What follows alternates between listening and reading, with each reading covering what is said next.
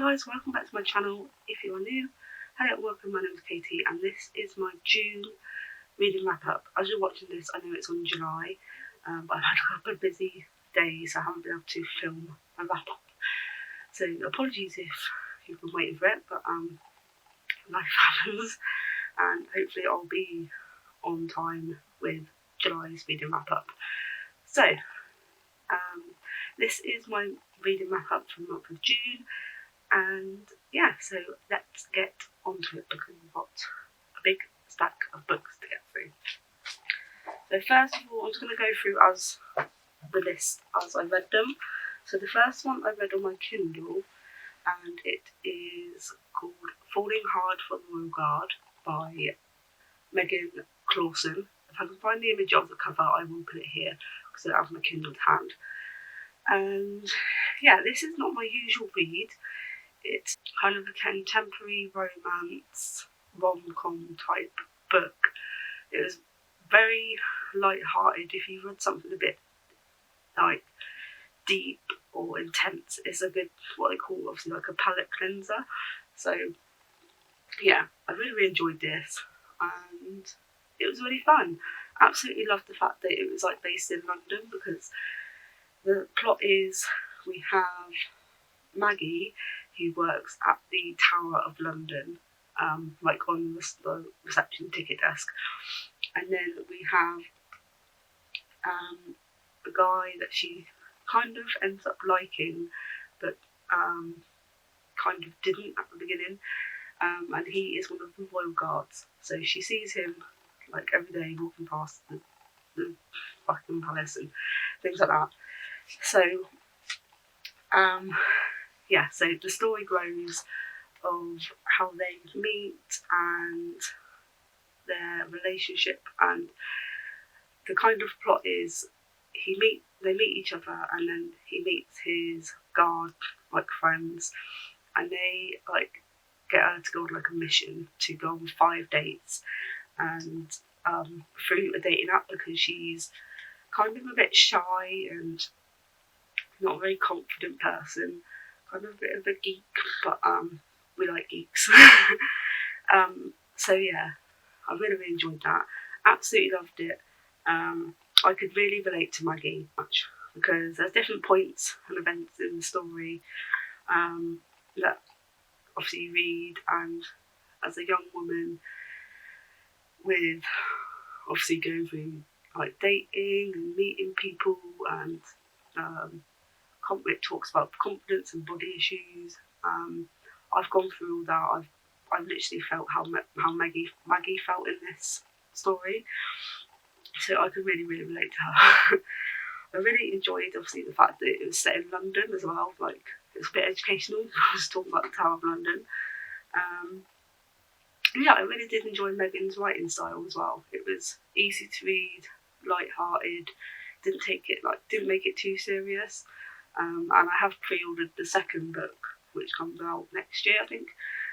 So I look forward to reading that. Yeah, just looking forward to reading more by this author. And I actually gave it 5 out of 5 stars because I enjoyed it that much.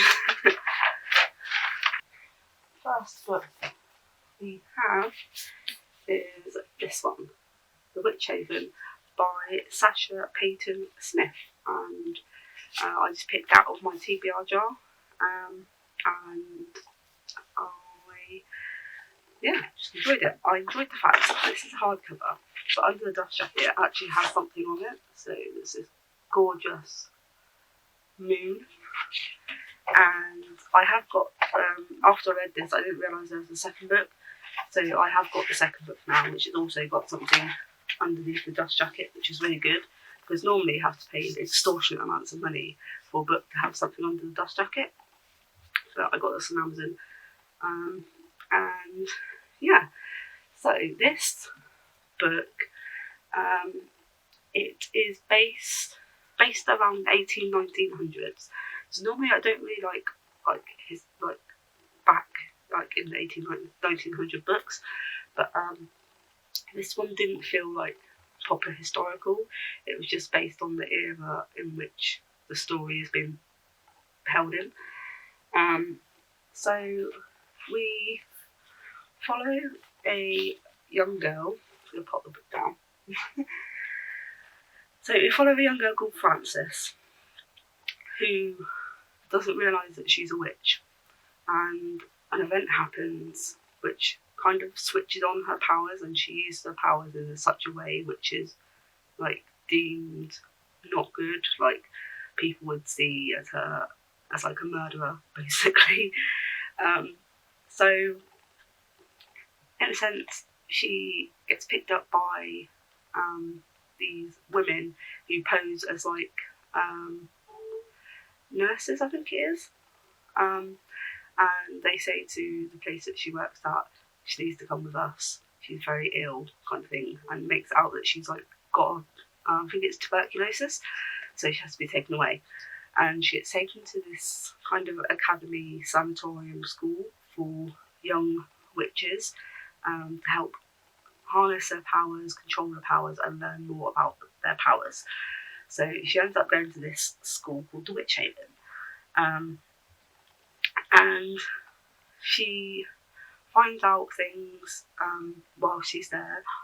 For example, she doesn't have a parent. Her mother was taken away to asylum, but we later find out what really is the truth. So I have put it was overall good. I enjoyed seeing the main character Frances grow mentally and grow with her powers throughout the book, because she comes across as a bit like timid and afraid and kind of scared of everything at the start, but she kind of goes through the book along with different events and has to grow and change because of these events that are happening. So she has to kind of dig deep and kind of just push herself out of her comfort zone. So it was really good to actually see that being portrayed in the story. I enjoyed reading about the fact that it was set in New York in the 1800s and 1900s, and I liked the fact that it was just like in the background. It wasn't like the forefront of the story. And I did think it started off a little bit slow, but it did pick up about, I'd say, maybe halfway in. It picked up a bit once Frances was at the school and things were starting to happen. So once she was there, things started to pick up a bit. And I enjoyed the female empowerment, because obviously it's all about young witches and sisterhood. Obviously we're all witches, and that really did come through the story, and I really, really enjoyed that, because I do like it when witches have their like kind of coven and sisterhood, and that really is portrayed well, and it was really portrayed well in this book. So I gave this one 3.5 stars. So probably because the thing is, I know obviously stories can't go straight into it, but sometimes, as other books I'm going to talk about in a sec, which if it drags too much, it kind of makes it feel like a chore, and you don't want to feel like reading is a chore. So, but it wasn't like mega slow, this book, but it I think it's just setting the setting and setting up Frances's story and things like that. But 3.5 stars, still very good review. So that is The Witch Haven by Sasha Payton Smith. Oh, well, next one is a book I actually borrowed through the library, but it was an audiobook, the only audiobook I read this month. And it was called The Leaf Reader by Emily Arsenault. And it was actually, I just wanted a short audiobook because I just wanted something to listen to. And I think it was just after I had my operation. So I just wanted an audiobook to listen to because I couldn't really read properly, like look at books for a few days. So yeah, I found this quick short audiobook on my library app. We follow a girl called Marnie who has taught herself how to read tea leaves, and it's kind of based around the tea leaf reading. So she uses her knowledge about tea leaves to solve why at the beginning it talks about a girl that's disappeared, and as the book goes along, we find out Marnie is really good with her tea leaves, and she used her tea leaves to help solve why a girl from her school has disappeared. Sounds very strange, but yeah. It was an American narrator. Unfortunately, she didn't change her voice for like different characters in the book, so that was a bit of a downer. But yeah, it was just a quick audio book to listen to whilst I was waiting for my eye to recover. And I gave it 3 stars overall. I did like the fact that it was still on the witch timeline, but obviously with tea leaf reading. And yeah, that was just it. It was just a general quick book on my local library app to listen to. And I think I finished it, within a day, because I was just literally listening to it because I couldn't read books. So yeah, it was kind of high school-esque story. So it was really at the forefront, obviously, them all like kind of high school senior students kind of vibe. And I like the unique perspective of using tea leaves, because you don't see that too often in what I've read recently, that being used for witchcraft. So I found that's something that was really positive for me.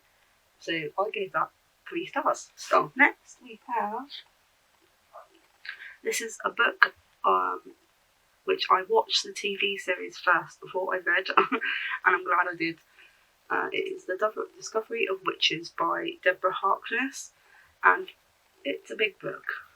How many pages? 600, 700, I think.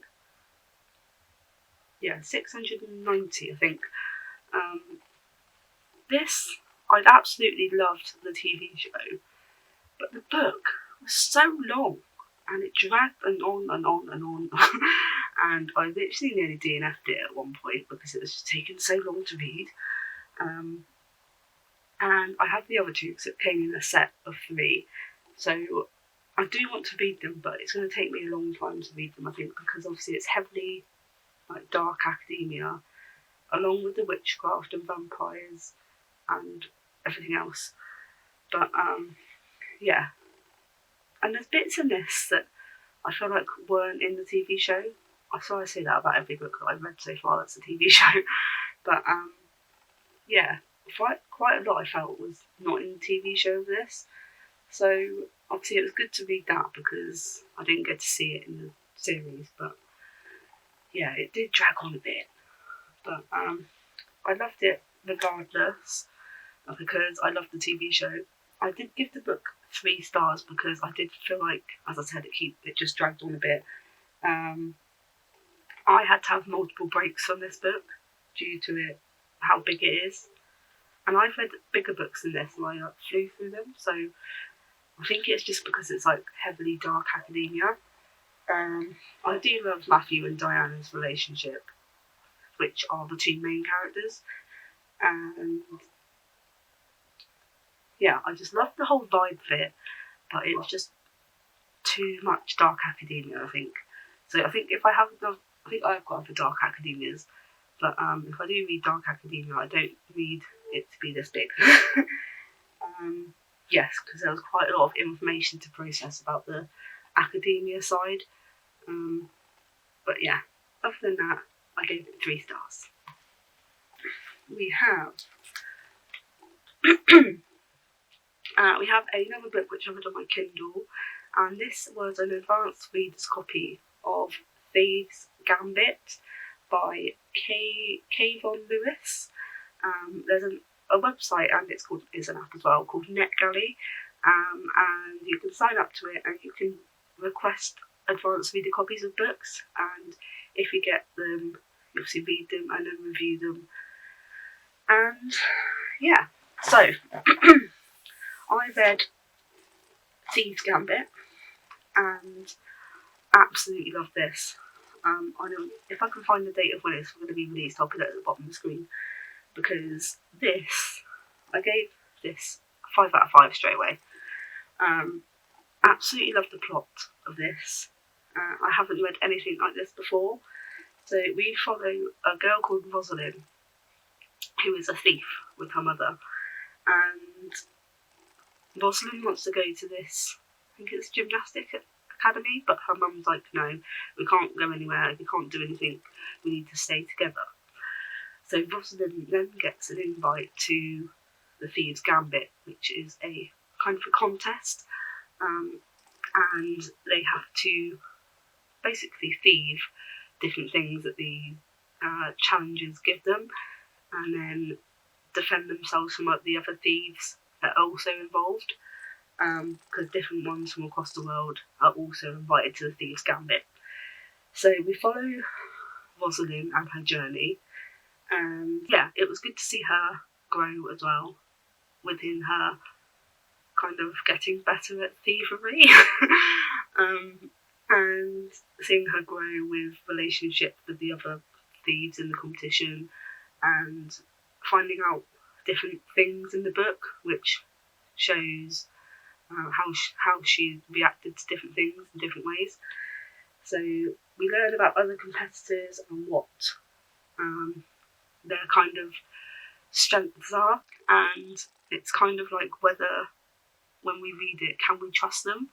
Because obviously there's times where they've got a group together and sometimes they don't, so you've got to like read it like you're in the story. Can you trust them?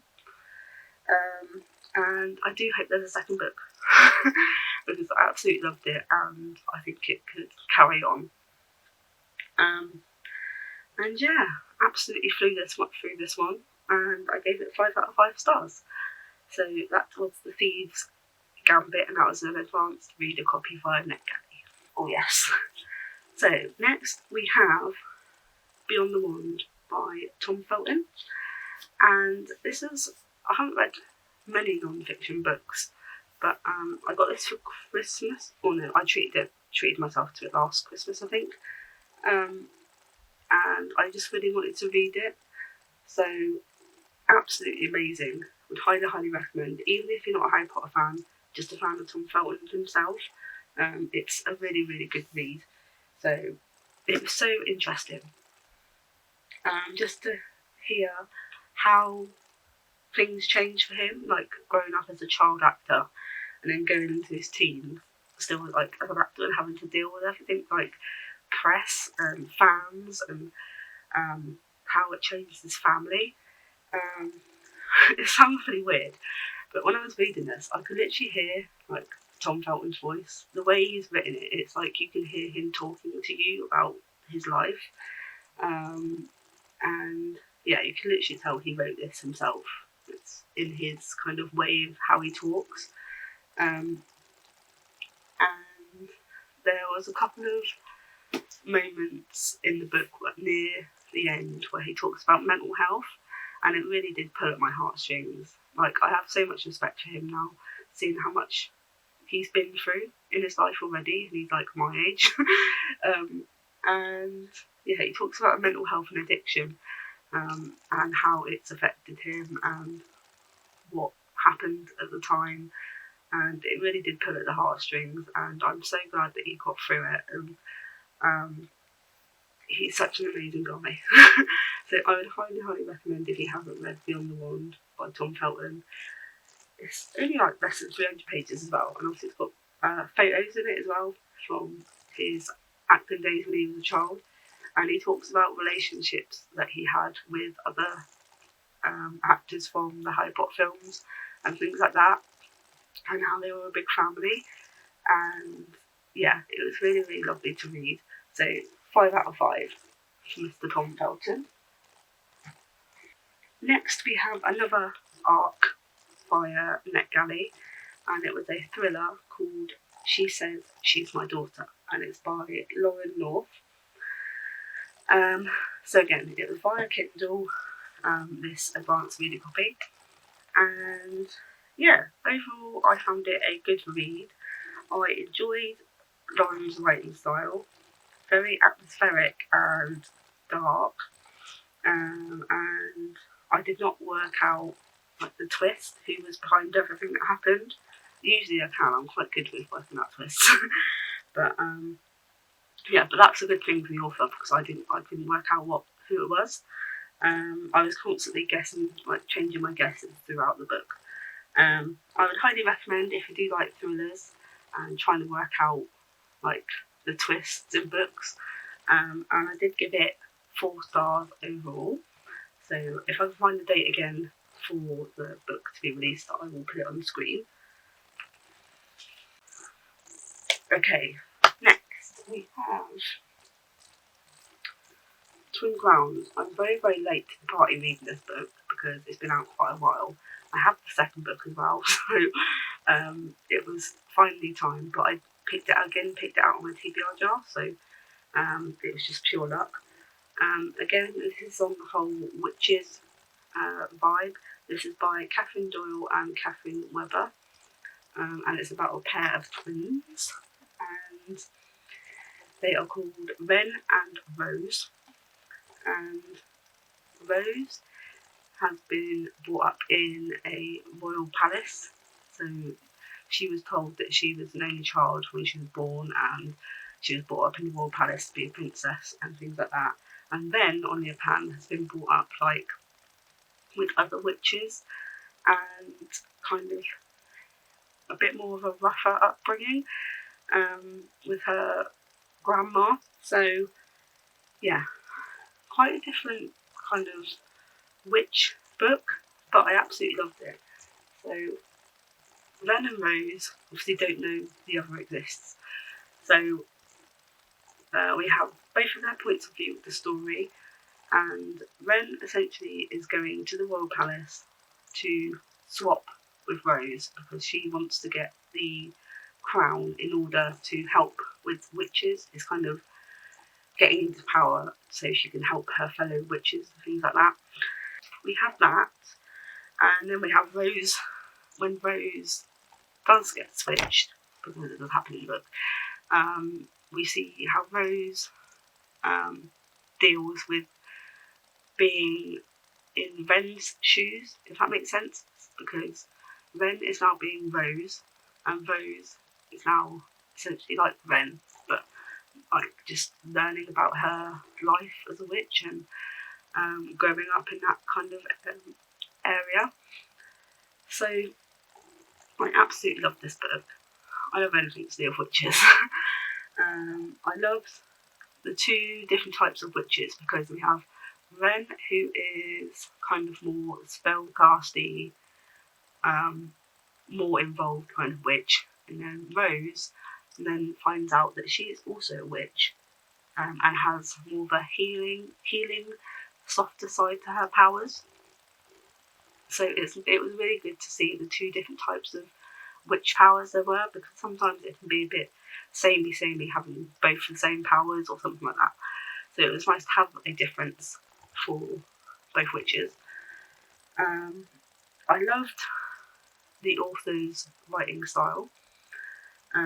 It just flowed, and it really felt like we were on a journey with the girls. In my personal opinion anyway, I felt like I was on the journey with them. I cannot wait to read the second book. So hopefully I'll pick out my TBR jar soon. Both of the twins end up finding a boy, and they kind of the men bring out the best of both of the girls. So it's really nice to see that kind of relationship between the girls and the boys. Yeah, so I really liked that. That was a nice kind of relationship trope that I liked. And yeah, just overall really enjoyed it. I would say it's kind of YA, kind of young adult fantasy kind of genre. I gave it 5 out of 5 stars. So yeah, I had a really good month of enjoying quite a few books this month. And then next we have this book. This actually, I pre-ordered this one, so this was like, it came and I instantly wanted to read it because I needed to know what happened. So I read the first book, I think it was last year, and then this one came out this year. This is The Shadow Cabinet by Juno Dawson, and again on the witch vibe. Absolutely love this, and it fits in with Pride Month for the month of June. A couple of books I unintentionally read which had Pride references in, like LGBTQ relationships. So yeah, this was brilliant. It's just, I love, like, I'm just reading my notes. I love the fact the author put a who's who at the start, because obviously if you had a gap between reading the two books, you might not remember what's happened to different characters in the book. So it kind of gave you a list of the characters and what's happened in between, like from the first book to this one. So that was really helpful, because at the beginning I was a bit like, what the hell is going on? Because it was like when you watch something for the first time and you don't know like who the characters are, but as I said, the who's who helped, because it starts off with one character and you can't, like, it's kind of like, who the hell's talking? But once you're into the book and you know the characters and what's going on, then I was fully invested by them. So I literally couldn't put it down. Finished it in a few days, and it had a steady pace throughout the book, building up to something that happened in the book. And literally, when you get to this event, like twist bombs are like dropped, like all over the page of the book, and it's just like, wow. So I was like, literally a couple of them were like, made my jaw drop, like, what the hell? So yeah, I really enjoyed that. The ending, however, made me want to launch this book out the window in a good way, because it ended on a cliffhanger. So there is a third book to this series coming out in the future, and I could not wait to read it because I need to know what happens. Again, 5 out of 5 stars for this. Absolutely love Juno Dawson's writing, and the witches in this are like my age, so I can relate to them when they talk about different things and bits and bobs. So yeah, I really, really enjoyed The Shadow Cabinet, and again, with the witches vibe. So just had to change the battery. Next book I read was on my Kindle, so again, if I can find the cover, I'll put it up on the screen. This is called The Fated and the Damned, and it's by Chloe Hodge. And this is the second book to The Cursed and the Broken, and it's just 2 books. They're a duology. I didn't realise this book had come out, otherwise I would have read it like ages ago. But I saw it and I was like, oh my god, I need to read that because I read the first one and I need to know how it finishes. So yeah, this is kind of another witch-esque book, but there are other types of creatures involved. I absolutely loved it. Again, it was really cool to be back in this world, because it's not like your typical witchy world. It's got there's also wolves and different type of witch magic as well, which I really, really enjoyed. This one had much more feminine rage from our main female character, Katani. Much more rage. She was like proper kick-ass, like she was brutal in this book. And this one was much more spicy. Lots of references to Katani and her partner, I can't remember his name, Dante.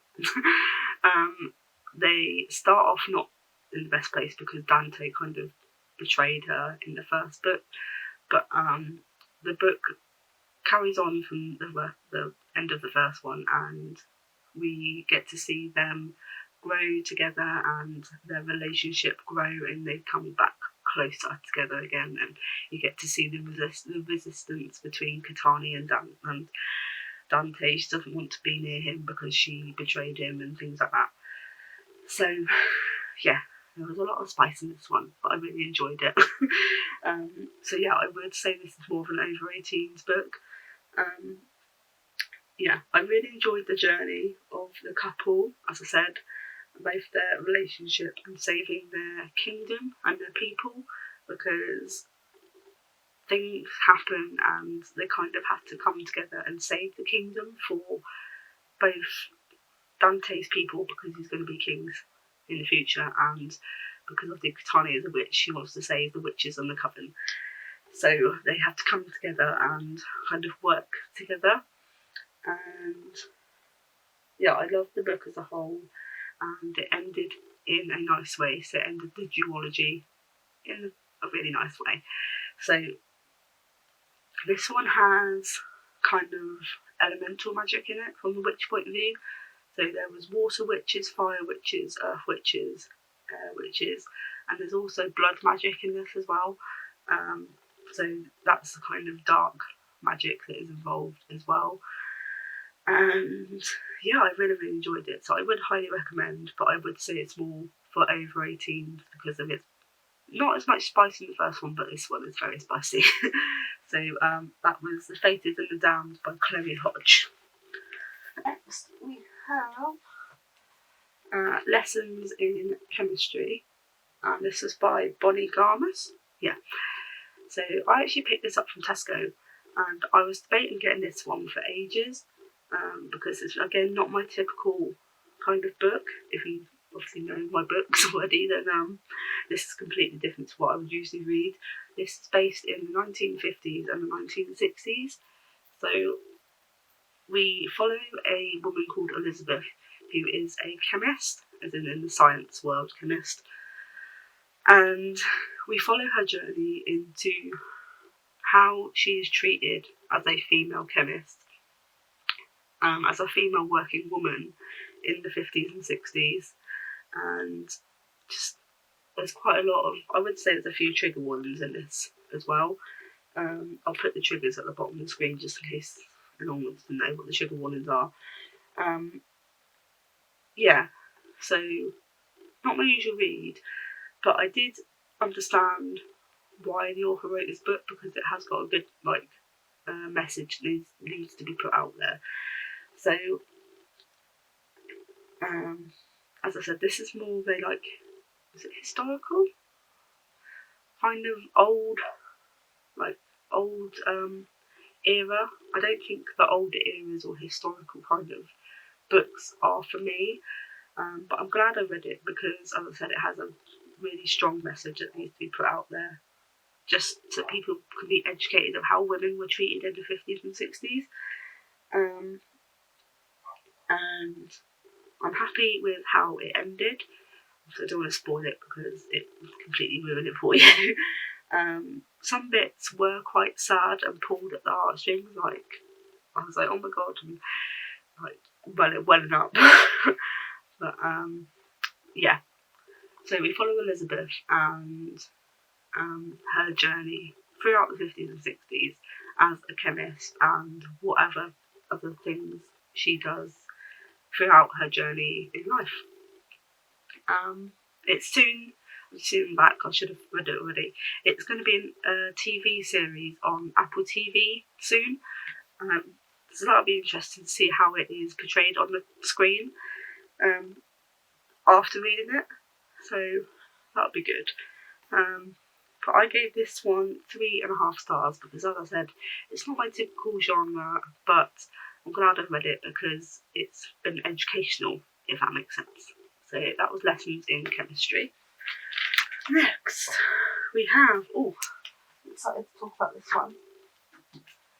We have another advanced reader's copy, and this was from a publisher called Tandem Collective.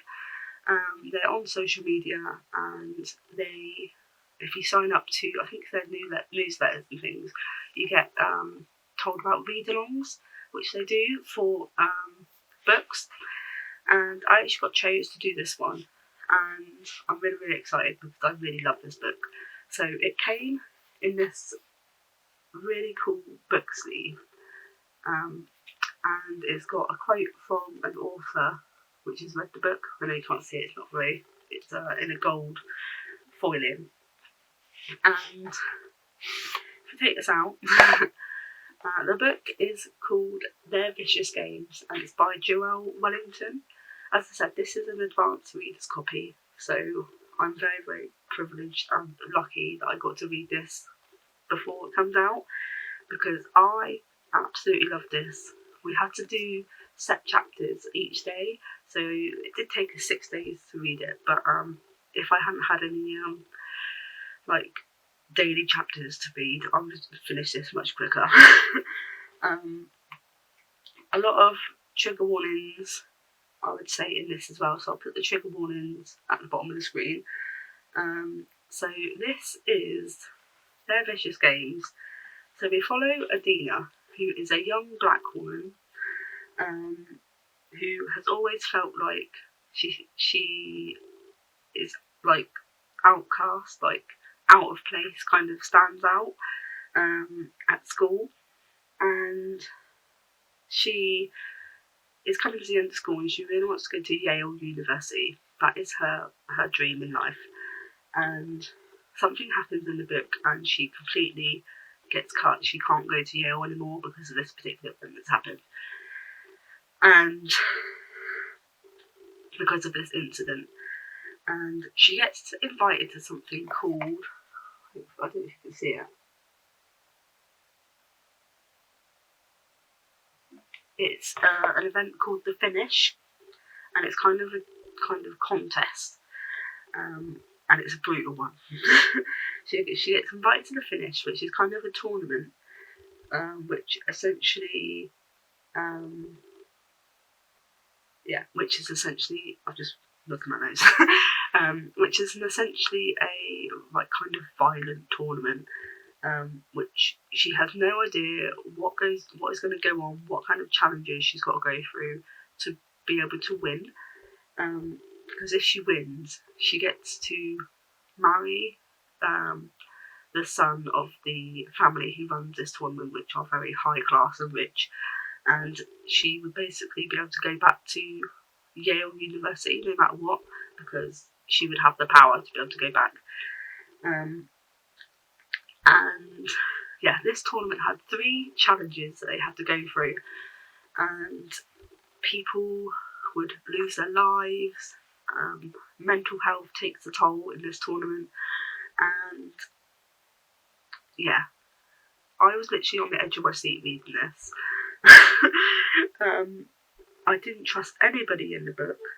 I felt like Adina had nobody. There was one person which had Adina's back, but you didn't know if she would. It's kind of, will she, won't she have an ally? And I literally felt like I was part of this tournament, like I was paranoid, I didn't know who to trust, which is a really good thing, because obviously it makes me feel like you're properly involved in the story. And I really, really enjoyed this. I would highly recommend you read this if you read The Inheritance Games, or if you like Squid Games. It's kind of that kind of violent tournament-esque. And as I said, I'm going to put the trigger warnings at the bottom of the screen. This comes out in July, so the 27th of July this is going to be coming out, so I would pre-order a copy, or if you can't pre-order, buy yourself a copy when it comes out on the 27th, because I think this is going to be very, very popular. And I gave it 5 stars. Would happily read it again, but obviously I know what happens, so it's like, do you do that? Do you reread things if things have had big plot twists in? Do you read them again because you know what's coming? But I was rooting for Adina all the way. I completely understood why she had so much feminine rage, and I was completely rooting for her, full stop. But yeah, Their Vicious Games by Joelle Wellington. Highly, highly recommend. 5 stars. So next we have The Paris Apartment by Lucy Foley. This disappointed me. It was quite slow. It wasn't what I was expecting. So I think this author's written other books, but I think from other reviews, I think people weren't really impressed with her writing as a thriller author. But this is my first book by Lucy Foley, and I wasn't really impressed. It did feel creepy and atmospheric. The twists weren't like, for me personally, weren't jaw-dropping. Like I read it and I'd be like, oh, okay, I thought it kind of might have been that kind of vibe. There's been other thrillers and mystery thrillers that I've read which have made my jaw drop at plot twists, so this was a bit disappointing for me. However, I did give it 3 stars because I did think the creepiness and that made it up for the book. But obviously that's my personal opinion. So that was my opinion on The Paris Apartment. Yeah, it just was really slow, and one of the main characters was a bit like kind of ditzy. She didn't really work out much of what was going on. She had quite a lot of help, but yeah, not very impressed with it. So I could have given it 2 stars, but I was being generous, so I gave it 3. But obviously, if you want to read it, make up your own mind, then go for it. Some people might like the slower pace in thrillers, but yeah. So that was The Paris Apartment. Let's see what's next. So I'm going to talk about these 2 together because I DNF'd both of these. The other one was on my Kindle. So the one on my Kindle was called Vacation Wars by Megan Quinn, and I think she's quite a popular author on TikTok and things like that.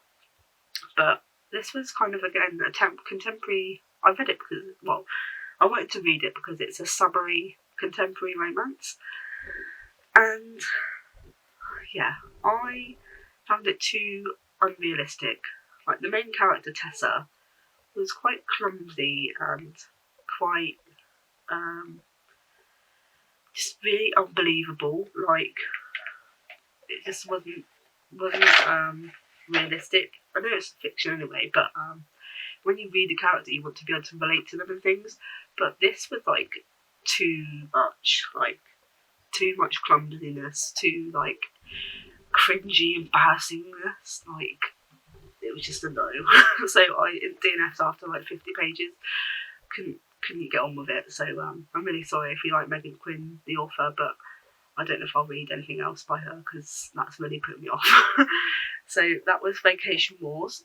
And the second book I DNF'd, which I feel really bad about, is something that someone book faired me off my wish list. And thinking about it now, I don't know why I put it on my wish list, because again, it's in like historical eras. I think I put it on there because it's meant to be like witch based, and it's The Silk House by Katie Nunn.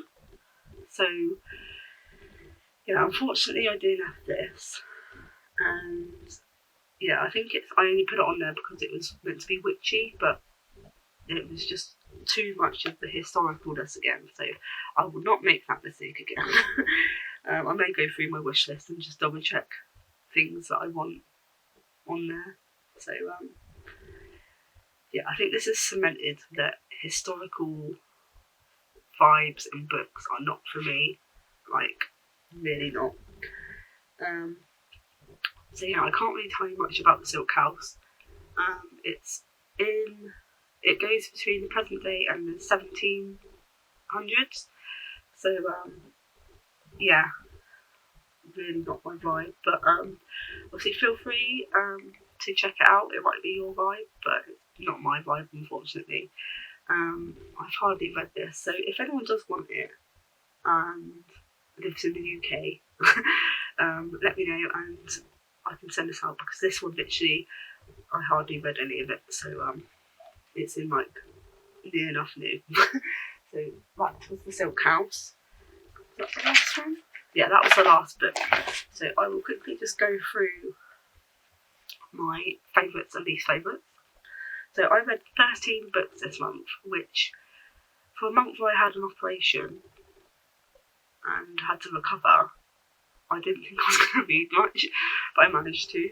So my favourite books were, these were my favourites.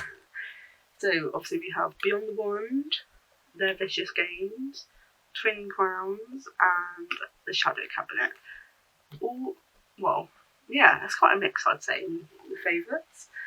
And I absolutely loved each one of them. I think I gave each one, yeah, all of those have been 5 stars this month. So, yeah, absolutely loved each one for their own individual reasons, and I would highly recommend.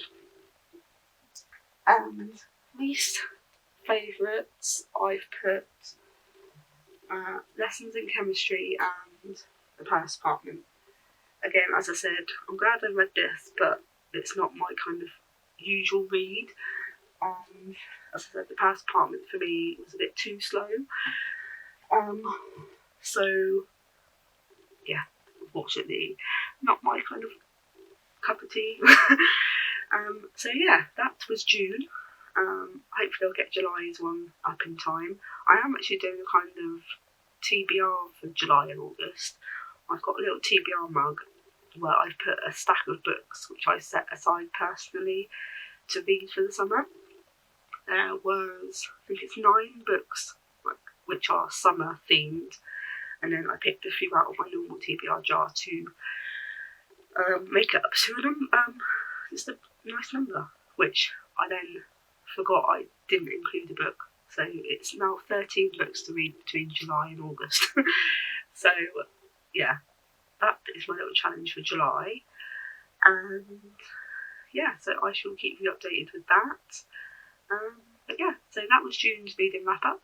I hope you enjoyed. If you did, please don't forget to leave a big thumbs up. If you're brand new to my channel, hello and welcome. Please hit that subscribe button as I'm trying my hardest to get to 1,000 subscribers.